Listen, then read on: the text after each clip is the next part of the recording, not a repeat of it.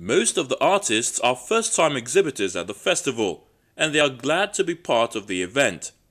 They speak on their individual inspiration. The whole concept came about establishing the uniqueness and the purpose of relationship between human beings.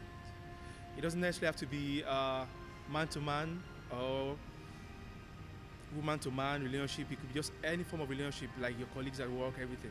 Like as a human being, you want to um, know the reasons why you are connected to someone. As a father to a child, as even a landlord in the neighborhood. So, stock exchange is a work that's question that provokes your mind about your existence in this planet Earth and your purpose and how you've impacted your world. But in this particular work, I just try to make it look as a relationship between a man and a woman because it's the most popular relationship in the whole part of the world. Now, I have also tried to inculcate some symbols. We call them magical symbols of West Africa.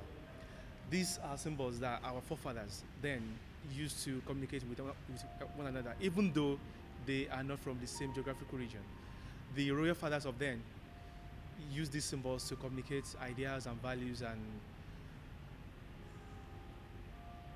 other aspects of their relationship. Now, then, the white people came and told us that we do not have a form of communication. Then we had, but it's just that we didn't develop it. And through my research, and it's even ongoing now. If you browse online about Adekra symbols, you're going to see some of these things and their meaning. So I had used them in this work to make the work a unique way of telling our stories from Africa as African and as an African artist, and that we are in this world existing for purpose. So the work itself is about establishing and realizing our purpose on the surface of the earth. So the Muson Festival is a yearly festival, I believe, and is a very good avenue for we artists to showcase our creativity. I started by looking around my environment. My environment inspired me in most of my work. But of this particular piece, the title is The Council of Elders. Here, what I'm trying to depict is the growth of the community in our own particular setting. And you could see the use of different colors, the primary, the tertiary, against the brighter background in order to bring different forms of the elders we have in our community. Here, I'm trying to bring to the notice of the art viewers about the contributions of elders in our community, as well as their growth, their political contribution, their social contribution, and as well as their economical contribution. I move with the trend of life, life, the cloud, the sky are unstable. They move from one point to another as they see fit. So my knowledge and my experience is basically with the nature.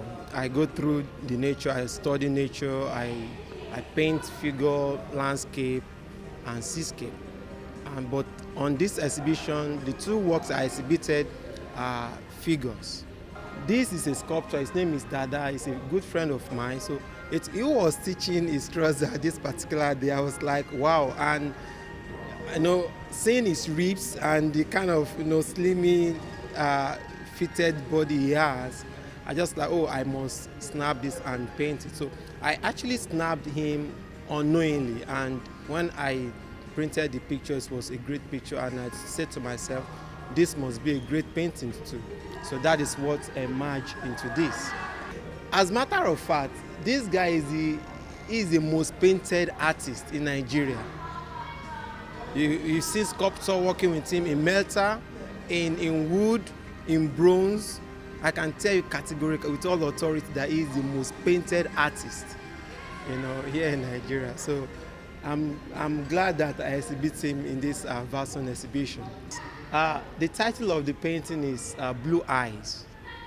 She has this wonderful, unique, peculiar eyes that is different from people's eyes. The iris, when you look at the iris, it's just like bluish, navy blue. And these are the features that make me to particularly say that I must paint this lady. The children are all too excited to meet with talent they hope to emulate.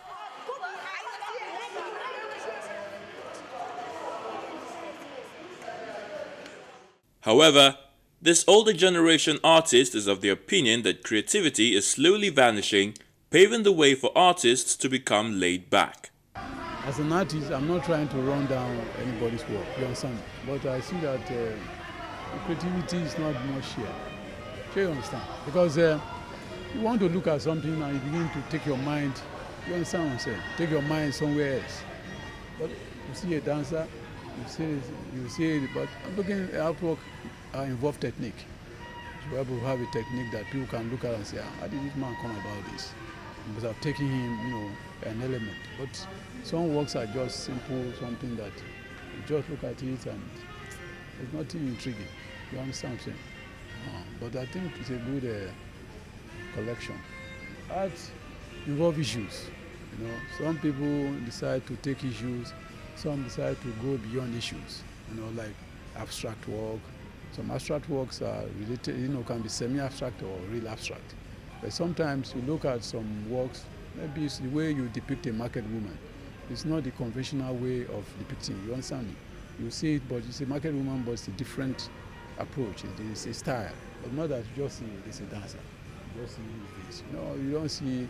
It doesn't make you begin to look deeper than what you see.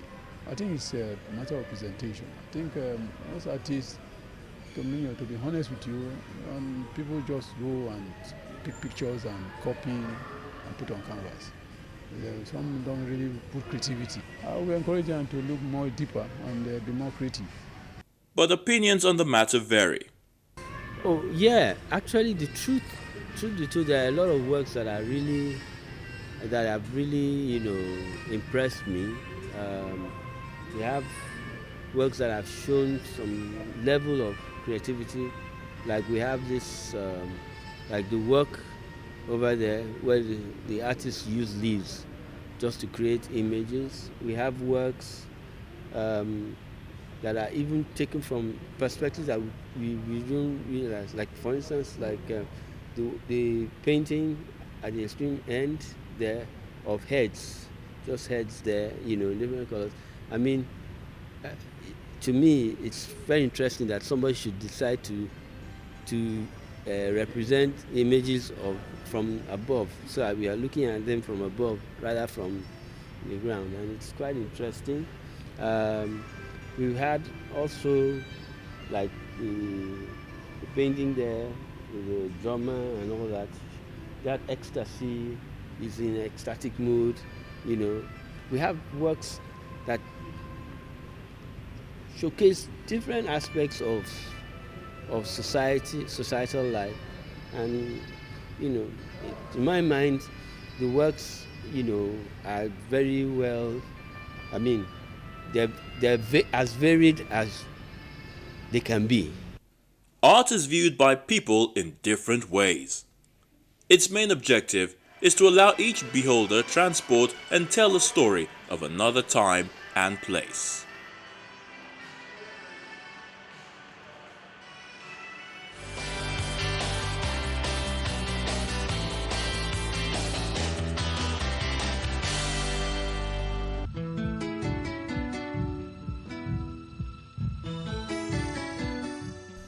Painting is poetry that is seen rather than felt. and poetry is painting that is felt rather than seen.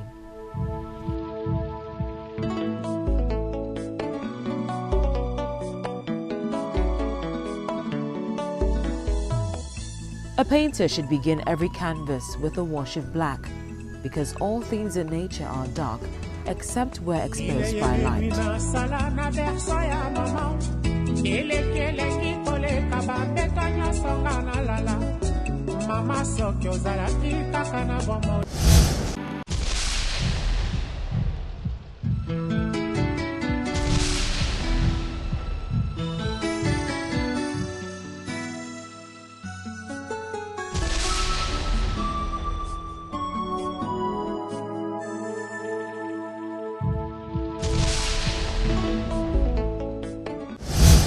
And still to come on the show, let's find out who our artist for the week is.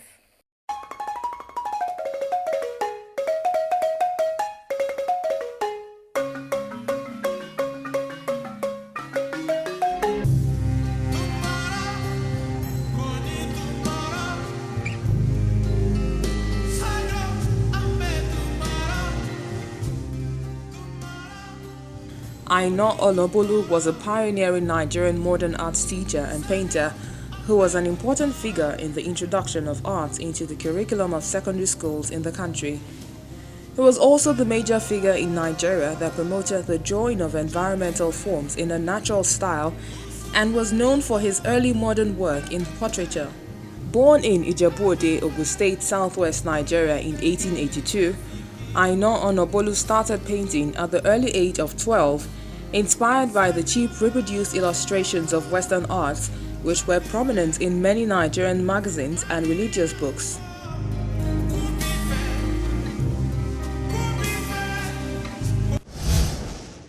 You can enjoy Art House on any of these platforms.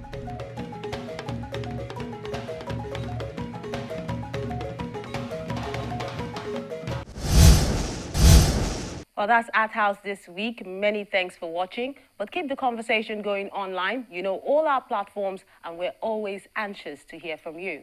I'm Melinda Akinami. Have a lovely day.